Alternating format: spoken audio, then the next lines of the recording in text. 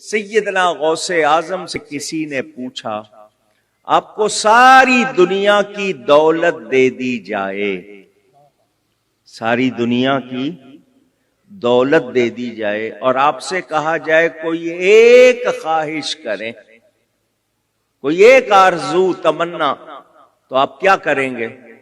شکر ہے ہم سے نہیں پوچھ لیا، ورنہ ہمارا حال، ہماری سوچ کیا ہے؟ ہم دنیا کی باتیں، دنیا کی چیزیں. غوث پاک نے یہ بھی نہیں کہا کہ مجھے مہلت دو ایک دن کی، میں ذرا سوچوں، ساری دنیا کی دولت میرے پاس آ جائے گی تو میں کیا چاہوں، تو مجھے ذرا سوچنے کا موقع دو، یہ بھی نہیں کہا. حالانکہ وہ لطیفہ بنا ہوا ہے نا، بچہ پاس ہوا، باپ کنجوس تھا لیکن بچے کے پاس ہونے پر خوش ہو کے کہنے لگا کیا انعام چاہیے؟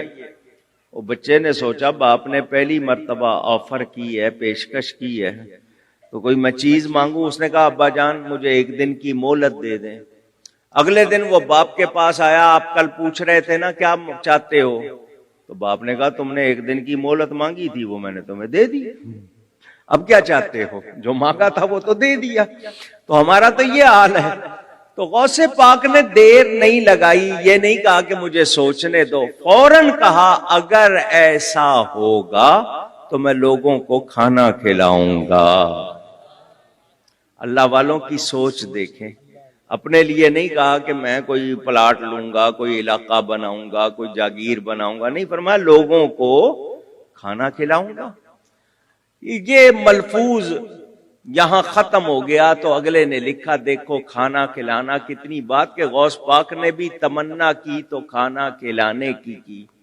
میں نے کتاب بند کر دی، سوچ میں پڑ گیا کہ غوث پاک سے پوچھا گیا ساری دنیا کی دولت دے دیں، کوئی ایک خواہش کریں. انہوں نے خواہش کر بھی دی، بیان بھی کر دی کہ ایسا ہوگا تو میں چاہوں گا لوگوں کو کھانا کھلاؤں. ٹھیک ہے، کھانا کھلانا بڑا ثواب، مگر غوث پاک نے جب خواہش بیان کی تو اب نتیجہ کیا ہوا؟ وہ تو محبوب ہے، محبوب سبحانی ان کا لقب ہے، اور محبوب کی بات ٹالی جاتی نہیں، محبوب کی بات تو پوری کی جاتی ہے.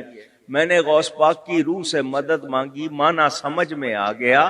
اللہ نے کیا فرمایا؟ پیارے خواہش تو نے کی ہے، تو اپنی قبر میں آرام کر رہا ہوگا، ساری دنیا کو تیرے نام پہ کھانا میں کھلاؤں گا. پوری دنیا میں 11ویں ہو رہی ہے اور غوث پاک کے نام پہ لنگر چل رہا ہے، دنیا کھا رہی ہے، طرح طرح کے کھانے کھا رہی ہے. تو اللہ والے یہ کبھی اپنے لیے کچھ چاہتے نہیں، ان کا مقصد کیا ہے؟ مخلوق کی بھلائی، دینی، دنیاوی، اخروی. وہ ہمارے ظاہر کو بھی اچھا کرتے ہیں، باطن کو بھی اچھا کرتے ہیں. تو ہمیں سوچنا چاہیے.